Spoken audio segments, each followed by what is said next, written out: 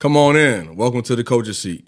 My name is Jordan Plain, and this podcast was created to give people outside of the lines a view of what it's like to be in the Coach's Seat.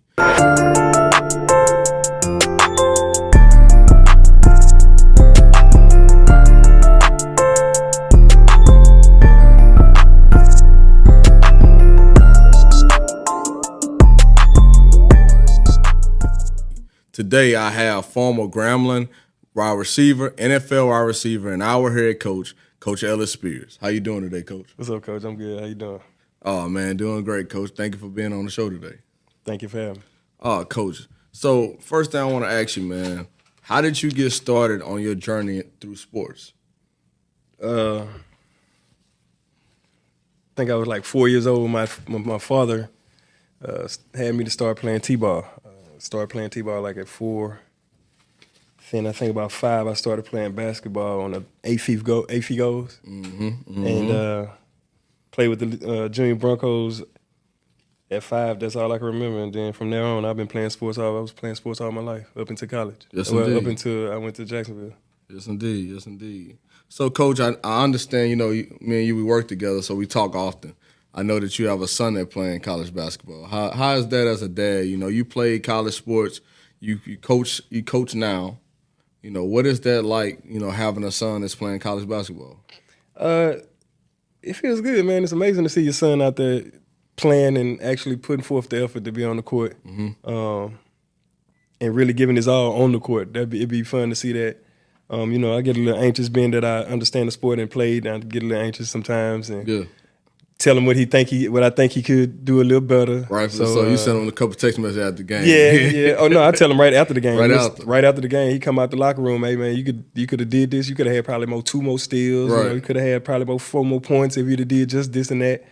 Just being a dad, but also being a coach and understanding the game and just knowing what he could do as a player. But it feels good to see him out there, man. It's amazing. Nah, that make a lot of sense. Coach. So they got the new rule that just came out a couple weeks ago, where your JUCO years no longer count because it's not in the NCAA. So how does, as a dad, how is that for you? How does your mind process now, knowing that your son will have 4 real years at a Division I, Division II, or Division III NCAA school? I mean, I just found out about it really by you telling me about it when we was talking earlier. So for him to have 4 more years after going to college or taking college courses and being on his own, I guess you would say, and understanding the college regimen of being a basketball player, I like it, man. I love it. I love that he'll be able to have 4 more years to go to college and continue to grow as a young man and get older and better in his craft and understand life before he really get out there into the working field. Because once you get out, there's no turning back from it. So yeah, I like it. That's real. I listened to Rick Pitino. He said at an interview, he said, "I'm not recruiting, high school kids no more. I got to replace, such and such. It just make you think about just the evolution of how, college sports has changed. We've seen NIL come through, and now we see the evolution of the JUCO not counting against your college years. So, man, that'll change the game for sure. Coach. Yeah. They give the guys a lot more opportunity to play for a longer time, so they don't have to rush and feel like they have to work so hard to get in, and they got to show them what they could do. They can really grow and develop and really get good at their craft. So I think it's a great opportunity for an athlete. I wish I was still playing so I could have 4 more years and go to junior college and do it. But right. to each his own. And they got the transfer portal now. It wasn't like that when you was in school. Right. Nah, I ain't had that. Nah. So you can play somewhere this year. Next year you can be at another school. It's crazy, man. I know that we got the preseason for football coming up. We got a lot of exciting things going on at mentorship. What is something as a coach? How do you prepare for the preseason, as a coach?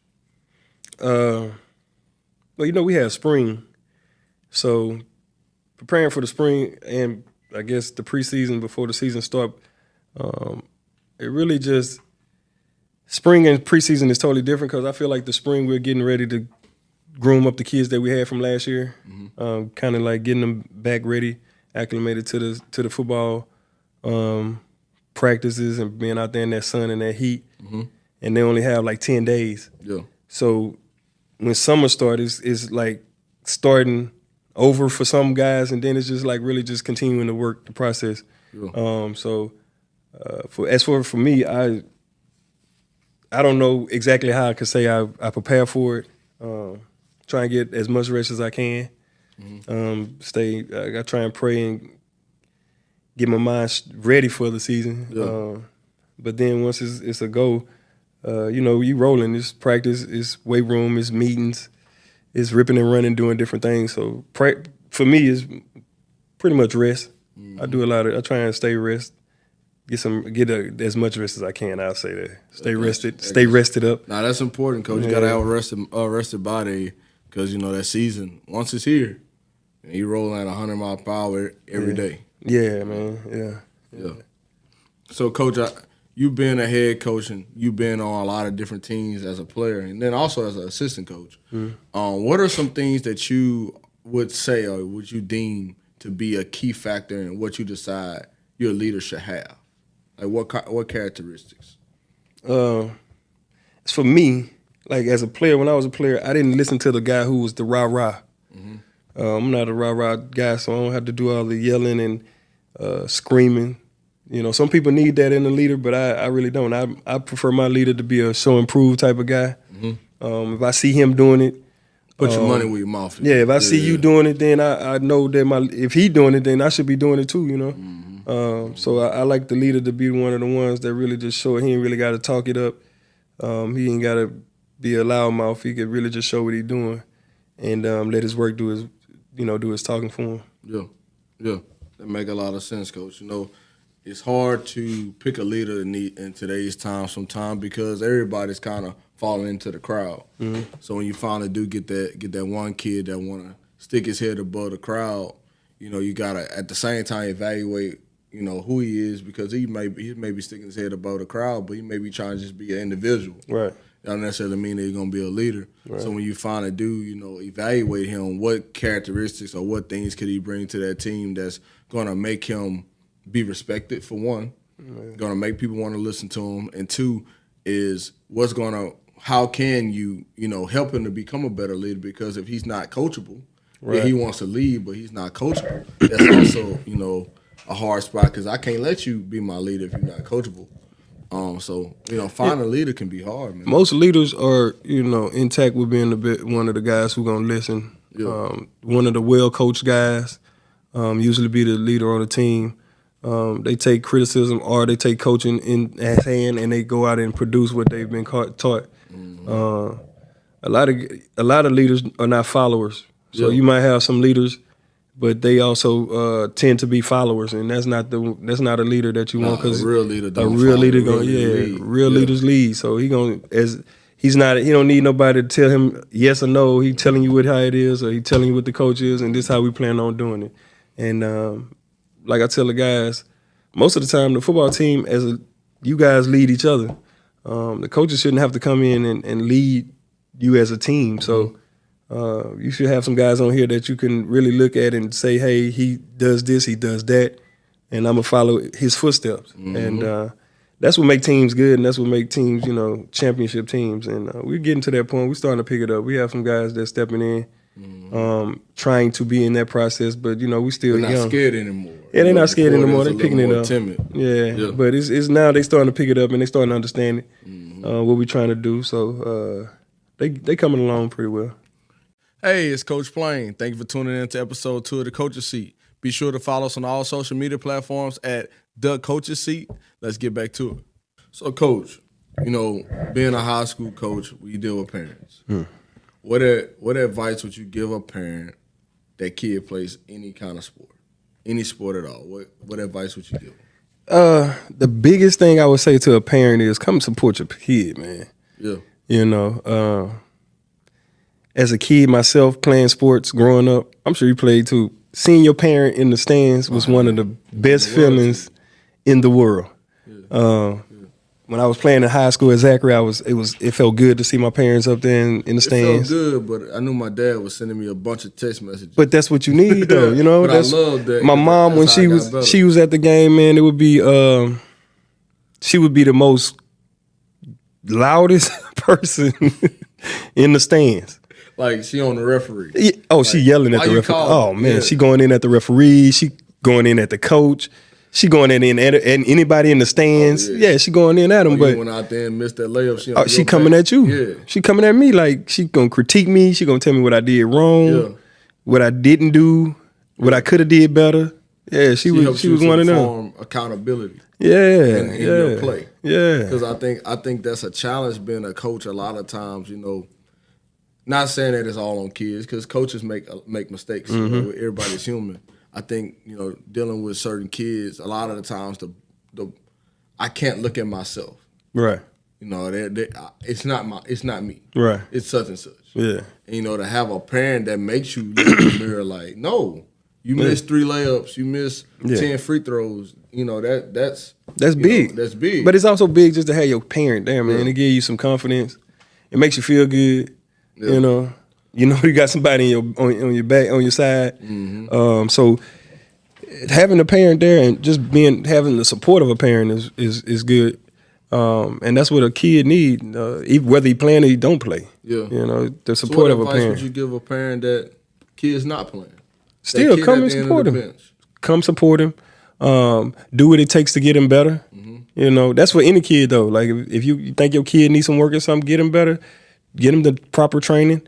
Don't expect the coach to do it because we only have a certain amount of time. You got to do something outside of practice, outside the time of being at the school or with the coach. So I feel like as a parent, supporting them at the game, supporting them outside of just school or the school ramification of practice, whatever, get them something, get them involved in it early on too. So when they're growing up, they'll know how to play. They'll understand the game. So when they get to us in high school, we're not teaching them the basic fundamentals of the game. They already know how to get down in the 3-point stands. They already know how to do a layup.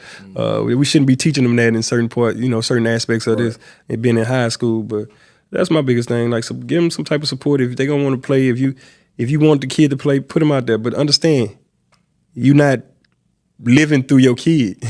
Your time is up. Let him enjoy it, and if he don't want to play it, then take him out of it. Don't make him do it. But if you want to do it, put your all into it, just like you want him to put his all into it. Gotcha. Because we do see that a lot.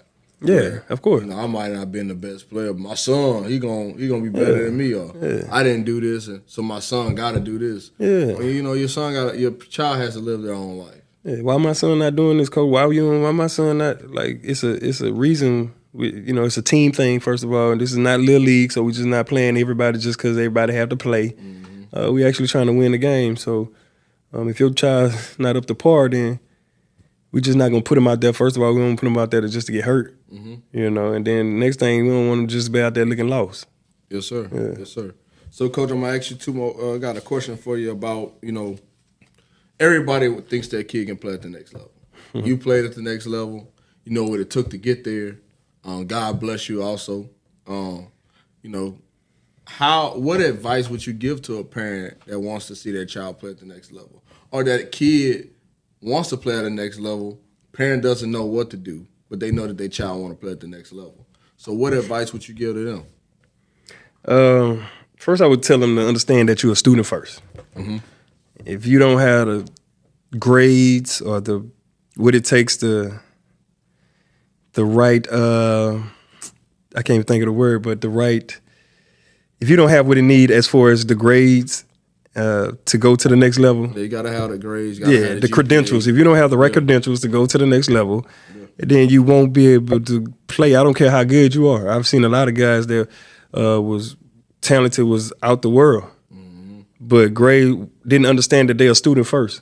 And that's the biggest thing, being in a school setting, you got to understand that I'm a student athlete. Like, that's why he'll call a student athlete. It's student first, and then the athletics come in. That's just like a way of just blessing you with something that you're good at it, so we'll bless you with the opportunity to play.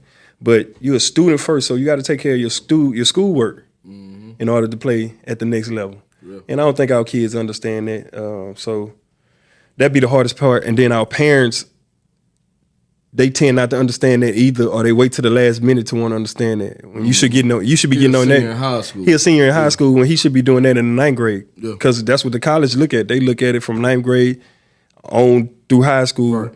And then if you get to the league, like when I went to Jacksonville, they was looking at elementary school teachers and middle school teachers that I hadn't even talked to. Who was he back then? Like how did you even find these people? It's crazy. Like, but I ain't talked to Miss Inyard and such. I haven't talked to her in years, literally years. And here he is. You could go find her and ask her a question about me, how I was back then. So, parents need to understand that, first of all. That's the biggest thing. Parents need to understand that. So how do you feel about paying for workouts?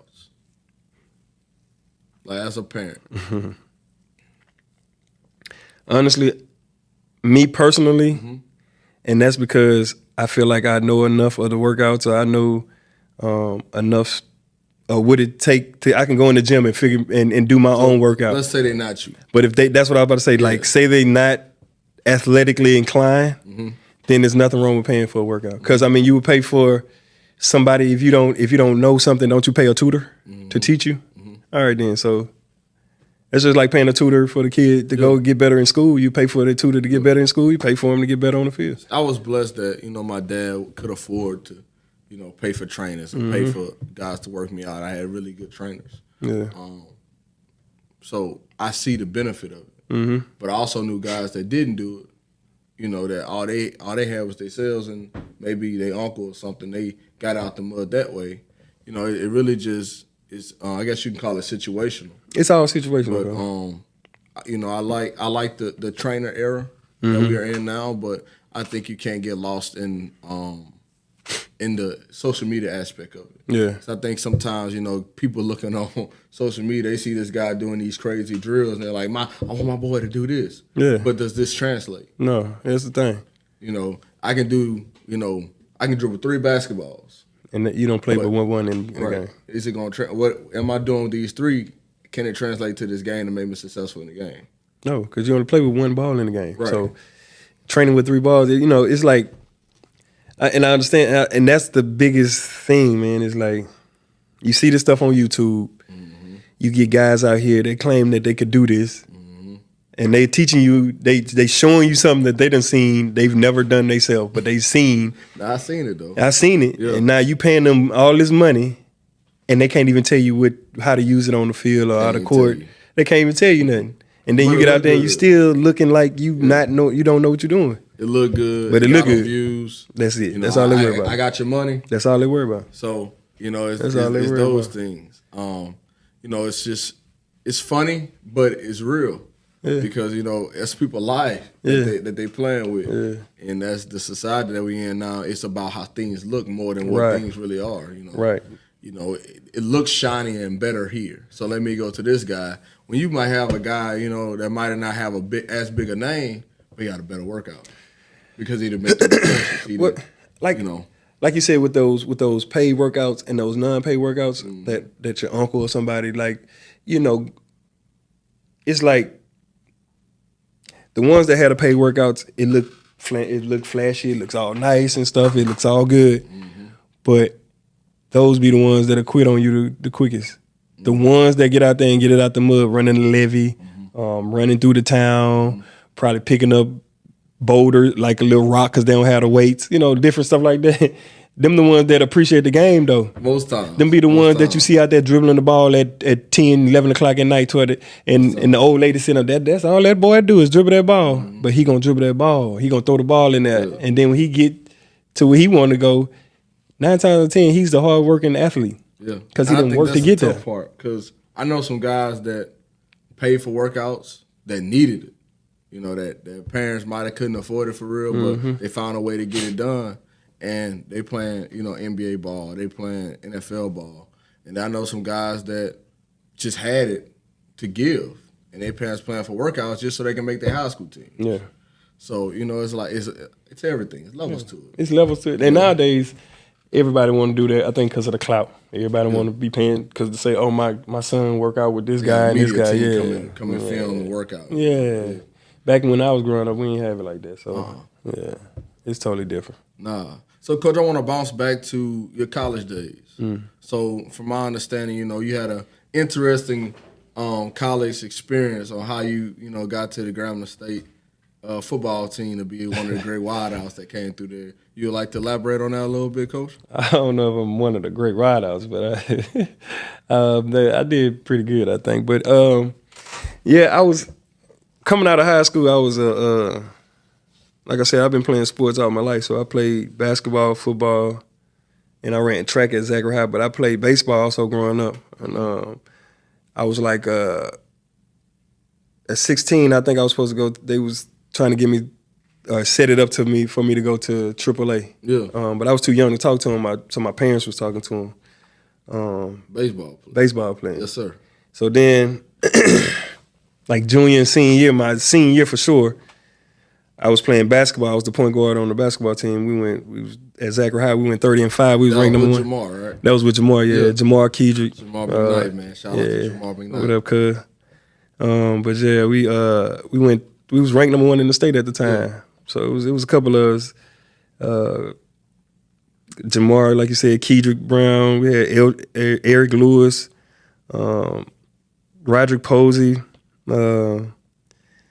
We had a lot of guys on that team, man. That was real good in the sport. So we went 30-5. We was ranked number 1 in the state, and we're playing at Central against, I want to say Central High in the EBR tournament. Dewey? Coach Dewey? I think Coach Dewey was the head coach at the time. Coach Dewey? And Coach Doug Williams walked in with some Grambling jackets on, like him and like 6 or 7 other coaches. And all of them had on these black jackets with the G on it. And I knew Coach Doug. I mean, I knew him. I just knew him as Doug because he was from Zachary. That was different. Yeah, he growing from my dad. Walking there, you know. Yeah, that's my dad friend. That's how I used to look at it. It's my dad friend. Growing up, but when he walked in, and I just looked, oh, that's my dad friend. But he had Grambling jackets on, so I remember that like it was yesterday. And came and talked to my, they was talking to my dad at the game, and after the game was over with, my dad was telling me what was going on. How Doug asked, did I play football? And my dad was like, yeah, he played. And asked him what position I played. Told him I played quarterback and DB.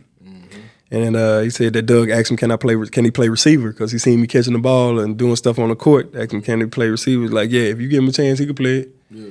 So yeah, my dad was like that one person that like, he could do whatever you want him to do. Yeah, he'll do it. For a scholarship, yeah, he'll come. Yeah. We'll bring him up there. So after the game, Coach Spears, never met this man. My son could do it. He could do it. He could do it. You want a holder? He could do it. Yeah. Anything to give him a chance. So Coach Spears came to me and was talking to me about going to Grambling for a recruiting trip. And at the time, I was like, cool. But I had went to ULL, Tulane, and all that for recruiting trips. All right, Grambling, yeah, all right. So I go to Grambling for the recruiting trip. I take 2 of my friends and my cousin, Reggie Davis. I took 2 of my close friends, Bobby and Chris, and I took my cousin Reggie. And we went up down the recruiting trip, put us in a hotel. And just being me from BR, I'm out of, I'm in the hotel wilding. Cause we having fun, we in there enjoying the hotel. Yeah. And Doug walked in there with my dad and I almost fainted. Man. I was, wow. I know he's not about to give me a scholarship. Yeah. So he kept us around and we stayed for the basketball game and everything.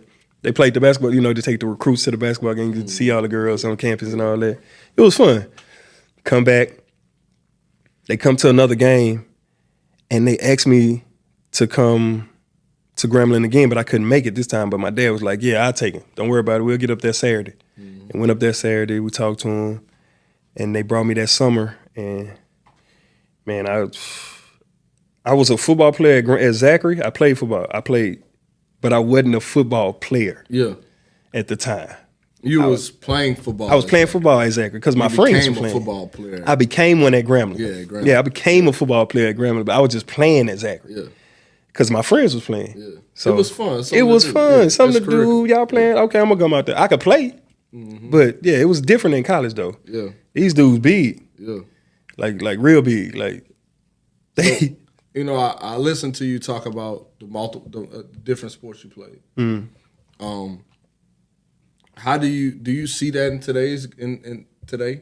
Like with kids, are they track runners? Then they turn around, they're baseball players. Nah. They play basketball. They play football. Like how many kids do you see doing that today? I really don't know who do it. I can't say if they do it or not, Cole. Yeah. Probably they don't do it as much as we did. I'm gonna say it like that. Mm-hmm. I feel like a lot of kids these days they stick to one game. Same to all. No. They commit to one sport. Yeah. But they're not committing to just being an athlete. Right. Yeah. Like they might commit to football. Yeah. But if I'm gonna be a basketball player, I'm just on the basketball team. Right. I don't really want to become a basketball player. Right. It's not a. I don't want to be good at it. It's not a true commitment. Yeah, no. Yeah, gotcha. No, it ain't like when growing up when we was playing. If we played basketball, we want to beat you in basketball. Mm-hmm. Then we want to beat you in football. If we playing in baseball, we want to beat you in baseball, and we want to beat you in track. So me and you had a conversation last night that I still thought about today. That's why I want to ask you. We talked about competitiveness. Like, in your opinion, where does that start? Because it's to me when I watch different games, it don't matter if I'm watching my guys or I'm watching film from other teams or I'm going scout or I might be going to watch a game for enjoyment. I don't always see a high level of competitiveness across the board as it seemed before. Or maybe, I was so close to it seemed as if, but it just doesn't seem like everyone has that same, amount of competitiveness. So what would you say, how would you groom your child to be competitive? Because obviously your son had to be competitive because he's playing college basketball. So how did you groom them to be competitive? How does that improve? I don't know how you can groom. It's in the kid, I think. It's in the person. Mm-hmm. If you want to be good at something, you go work and try and be good at it, and then once you realize you're not as good as you thought you were, you go work to get better at it. Mm-hmm. You keep trying to get better at it, no matter how. Talent only make it so far, but hard work and talent take you a long way. So chasing a goal can ultimately turn you into a competitor because you're competing against yourself. Yeah. Gotcha. Yeah. I feel like if you want to get better, for instance, like Michael Jordan, coming out of high school, he got cut. He could have not ever played basketball again and just been like, I don't want to do this no more. I got cut. I'm done. I don't want to do this. Mm-hmm. But he turned out to be one of the greatest players of all time. So that don't let that discourage you because you get cut. And he is the GOAT. He is the GOAT. But he worked to get that. But he worked to get to that. Yeah. So he know when he put in all this time, like Kobe and all these guys, Shaq, they put all this time in, to be good. So when they lose, man, I'm going back at the drawing board. I got to see what I got to get better at. Tom Brady, like guys like that, like multiple championships, and they lose one game and they still fussing and mad and. Like I think Kobe is probably the person that him and Mike are probably the people that we hear about most with. If they had trouble doing something, they're gonna spend countless hours doing this one thing so that if it came up again, they'll be ready. Mm-hmm. It's just a crazy mindset to think about. Like, I missed this one drill pull up or two drill pull up going left that I wanted to shoot off the glass, floating out of bounds. Yeah. I'm gonna shoot 1,000 of those. That's a different level right there. That's kind of like with me in football. When I was at Grambling, I didn't really think I was gonna be no receiver. I didn't even think I was gonna play. Yeah. Like I said, I was a basketball player coming from high school, going to Grambling to play football. It was weird to me. Like me and one of my friends to this day still talk about it. He'd be like, Ellis, I can't believe you went up to Grambling to play football. So it's like, cause when I first got there, man, I seen these guys. They was huge, man. They big. I seen one of my teammates hit a guy so hard, bro. I walked out. I stopped practicing. Yeah. Yeah, I stopped practicing. It threw a little. Hey, man, I stopped practicing. Bro, he hit him like that. I stopped. I went to Coach White and told him I'm not practicing no more today. Yeah, knocked him out. I need to think this over. Yeah. So that's funny because I remember being at football practice and I forgot who you told. You said, man, you might need to think about it. Yeah. Like, and we have I don't want to say this, just what coaches do, but we see a kid and we're like, man, he got good size, man, he ought to play for. And you're like, man, that ain't for everybody, coach. No. Like, that ain't for everybody. No, because like, tell them think about it. Like, I'm a coach, but I still think as a player. Yeah. So when you guys be like, Coach, he got good size. He wants to do it. He want to come out there. To me, that sounds good, but to me, I'm looking at him like, you better make sure this is what you want. This ain't something I want to try. He ain't never played. Never played it. He's never put on a helmet. He don't know what it feel like to be out there in that heat with a helmet on, with some pads, and these dudes keep hitting me, and I got to get up. Like, he gonna hit me again, knock me down. I got to get back up. He gonna hit me and knock me back down again, and and the coach gonna tell me to get back up. Like, every time he hit me, knock me down 7 times, I got to get up 8. Right. That's the type of mentality you really got to have, but it teaches you. I think football is the best life teaching sport there is, because you're going to get knocked down. Somebody's going to be bigger than you. Somebody's going to be faster than you. Somebody's going to be stronger than you. Yeah. How can you figure this out to be better as a team, to be better as a person? I gotta get up. How can I be better? So that's what I learned at Grambling, man. I learned how to do all this through different aspects. If you had to compare, what prepares you more for life? I know you say football. But think about basketball and the ups and downs that you can have in a basketball game. But you still gotta, man, that game is gone. Yeah. Like, ain't no time to really process that you just airballed that 3 ball. Right. You gotta get down the court and go get on defense. Like, how would you compare life to basketball, or better yet, would you say that football really is the testament of life, or would you say basketball? I say football, but basketball is it helps you process things a lot better though, because like you said, everything is moving so fast. Now I got to slow it down. When I play point guard, so as point guard, I'm bringing the ball down the court. I'm seeing what defense you setting up in, so I know what offense I need to tell my guys to set up in.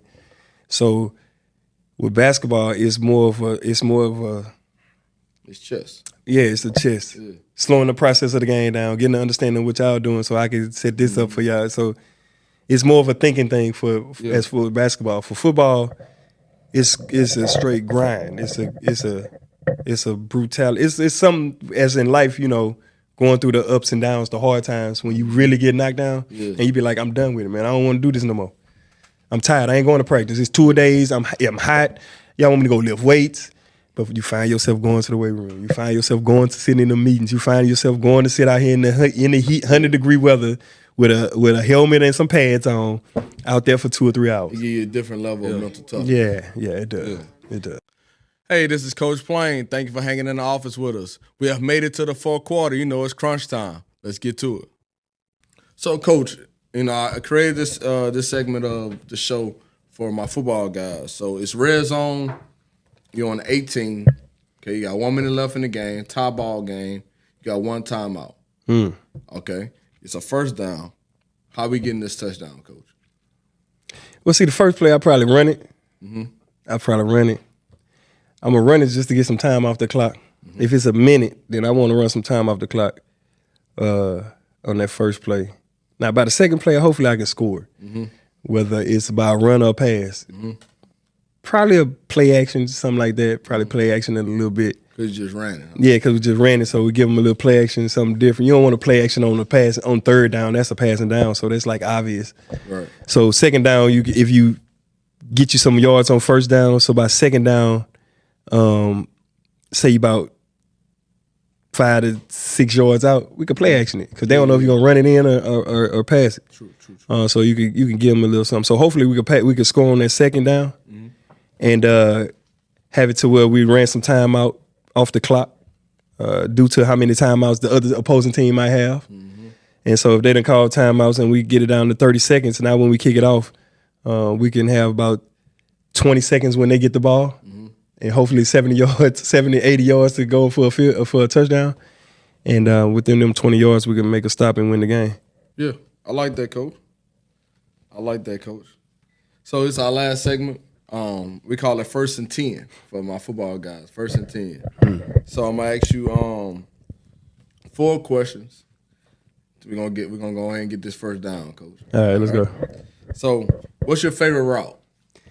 My favorite route, man. My favorite route is an A route. I play Z right at Grambling. We had this route. We had this play, 428. I knew when I used to hear that 428. Randy was gonna be looking at me. Yeah. And if that safety come down and I can get on top of that safety, he gonna throw it. Because Randy could throw the ball. He got a nice arm. He could throw it about 70, 80 yards in the air. Yeah. So if I get on top of that safety, be looking for the ball. Yes, sir. Yeah. So that A route, I've scored a lot of touchdowns off of that A route. Gotcha. So favorite wide receiver? Coach, honestly, I don't have no favorite wide receiver in the NFL or in the league. I've watched a lot of receivers, but I don't say no, per se have a favorite wide receiver. Gotcha. But my favorite, I can't answer that question because my favorite wide receiver was my college coach, Sammy White. Yeah. He coached me at Grambling. And then I have another favorite wide receiver. I played with him, Scotty Anderson. Yeah, so those two guys. I've seen film on Sammy White. Sammy White, nice. Sammy White played in the 80s. Yeah. Yeah, he played in the 80s. So he was Rookie of the Year for the Minnesota Vikings. Mm-hmm. And he sent a lot of guys from Grambling to the league. Yeah. Yeah, he sent a lot of us to the league. Sammy White. Sammy White, yeah. Yes, sir. Yeah, and my favorite wide receiver, I played with him, Tremont. But I have Scotty Anderson, I'm sorry. But I have a lot of receivers that I like and played with. Tremont Douglas, Levi Washington. On at Woodlawn. At Woodlawn, yeah. That's my dog. That's Great my guy. Great guy. Yeah. Levi Washington, you name it, man. I played with a lot of guys. I played with Steve. Yeah, it was a lot of guys, man. Yes, sir. Third question. Favorite quarterback? I'm gonna go with my boy Randy, my quarterback. Yeah. Yeah, my quarterback, Randy Iams. That's my Randy. favorite quarterback. Yeah, Randy Shout out Iams. Randy. All right, Coach, last question. We're going to get this first. Cam Newton before the Cam Newton. Oh. Yeah. Okay, Coach. Okay, Coach. We're going to get this first down, Coach. Favorite basketball player? Man, my favorite basketball player of all times is the GOAT, man, Michael Jordan. Michael Jordan, yeah. Wanted to be like him in basketball. I wore 23 at Zachary. I want to be. I wore 23 at Zachary. Yeah. Never could afford the Jordans. Yeah. Mom and Dad wouldn't buy me no Jordans, but yeah, that was my favorite player. I think he's the greatest of all time, man. No, I'm with you on that. I can really agree with you. Yeah, you know? I'm younger, but just watching film, and I know we got LeBron now. I know I done seen Kobe. I watched Kobe. Kobe the Muse is probably one of the best documentary films I've seen about a basketball player. We can really see the ins and outs. But Michael Jordan is far my favorite basketball player of all time.